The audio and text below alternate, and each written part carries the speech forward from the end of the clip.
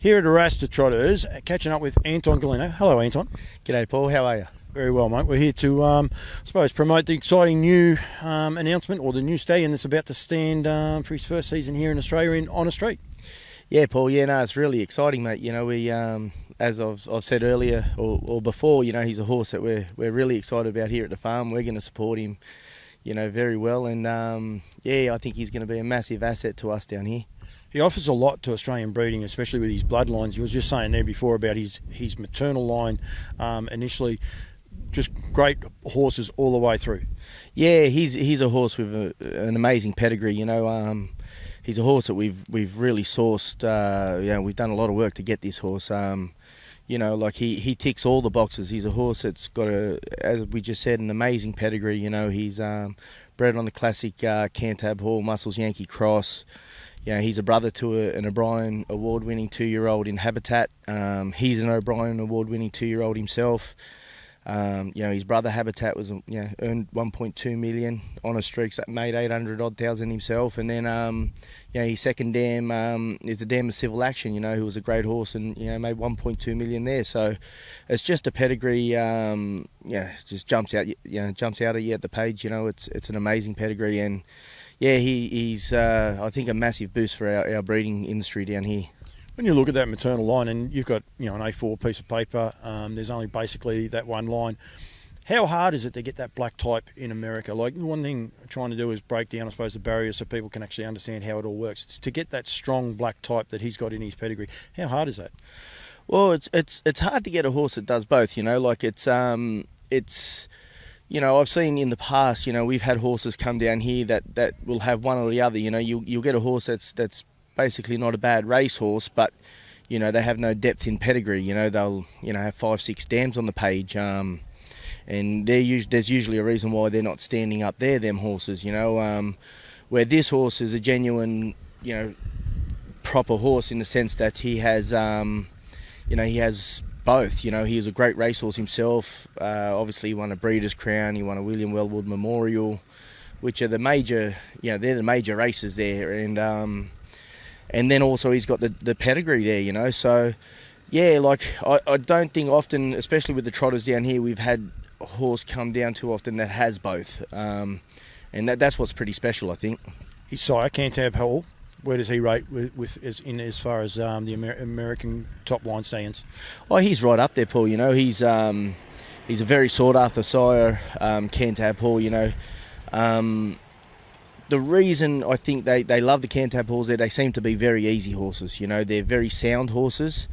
They're very good gaited horses, and they go early. And this horse is a prime example of that. You know, he's very good gaited. He's an easy horse with a great temperament, and he has early speed. You know, and he was a precocious horse. And, you know, obviously, you know, Cantab, that's what he's sort of famous for. You know, and we thought, you know, we wanted a son of Cantab Hall for that reason. You know, like our breed down here probably isn't the most precocious sort of breed there is, and you know, like obviously the likes of Muscle Hill and that have been the dominant sires for such a long time, but you know, they can be a little unsound and stuff like that. So we really targeted this horse for that reason, you know, for obviously his soundness, his precociousness, his early speed, and his good gait. And also, Pat was saying to us there before, his temperament, and that's one thing that Pat wants to get across here about how sensible and how lovely a horse he actually is. He's going to be released from quarantine. You've got to be careful how you say that. From quarantine on Wednesday, so he'll be at Cobbity Farm basically from Thursday onwards. But and we'll get in touch with Belinda as to when people can get there and inspect him. But his temperament is one of those ones that, you know, Pat's really keen for people to be aware of. Yeah, you know, the Cantab Halls, you know, generally, you know, being a self-possessed horse, they could be a little bit tricky. You know, they could be a little bit tough.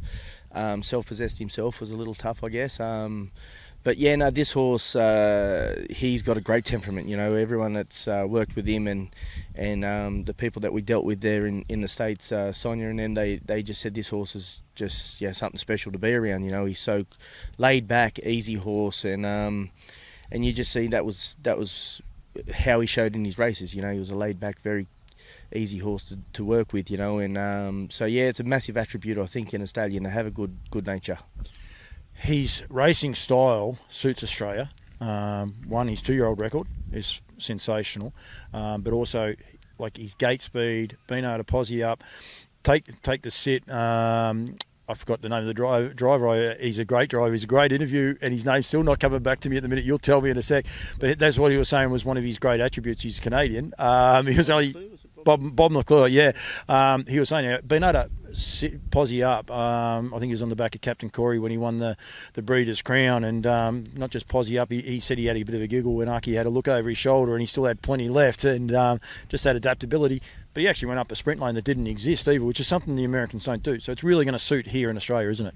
Yeah, obviously he was very tractable horse. You know, he had great attributes. You know, he was very drivable, very fast, easy horse. You know, and you just look at them races that he won and the horses that he beat. You know, horses like Captain Corey, you know, who went on to win a Hambletonian, and horses like Venerate, and you know, who won the Mohawk Millions, and you know, like he raced and beat all these horses, and you know, he was just a sensational 2-year-old. You know, and like I said, we really targeted. We wanted an early, precocious horse. You know, that's what we wanted, and we were just very lucky to come across him at the right time, and you know, we worked hard to get him.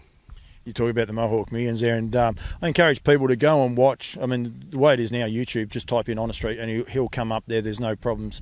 You'll see the Breeders' Crown. But watch the Mohawk Millions of 2020, the inaugural one it actually was that year. And Venerate he was second favourite. The filly was actually favourite. The work that On a Street did early, like he was 4 deep into that first turn, grabbed, took a sit. This was so about his tractability. Then worked again, and then got pressure again, and he handed up, and he still just fought like a cage lion just to hang on and run third. Yeah, he was massive. I think that was probably his best run. I thought, you know, that was huge, that run. You know, for a 2-year-old to do all that work and yeah, like you said, make multiple moves and then still punch on and run third. You know, I thought it was a huge run, and it just shows what sort of horse he was mentally too. You know, he did fight, you know, and he wanted to win. So. He just, you know, like I said, he's really a horse that ticks all the boxes for us. You know, he's not only just a top racehorse, he's also got a great pedigree and great gait and great temperament, and yeah, we're really excited to have him. Breeders' Crown coming up here in Australia, but in America it's just held in such high regard. The 2-year-old Colts and Geldings, one of the Blue Ribbon events of that actual race meeting as well. Yeah, it's the one basically as a 2-year-old you'll want to win. You know, like it's the grand final, I guess. You know, it's the last big race of the season besides the Matron, but that's the big one. You know, for especially for the 2-year-old Trotting Colts and any sort of gate, I guess, but. You know, it's the one 2-year-old race at the end of the year. If you're still there and you know, you've had a big year in that, and you pull off the Breeders' Crown, you're a pretty special horse. Anton, thank you very much. Anyone wants to get in touch with Haras to Trotters, just go harastotrotters.com.au, or you can type in Louise at harastotrotters.com.au and you'll get hold of it. Or Cobbity Farms, get in touch with Belinda as well. There'll be a lot more coming out, but it's exciting. Looking forward to it. I'm actually going to be, Belinda, if you're watching this, I am actually going to call in one day and do an interview there once he's on the ground.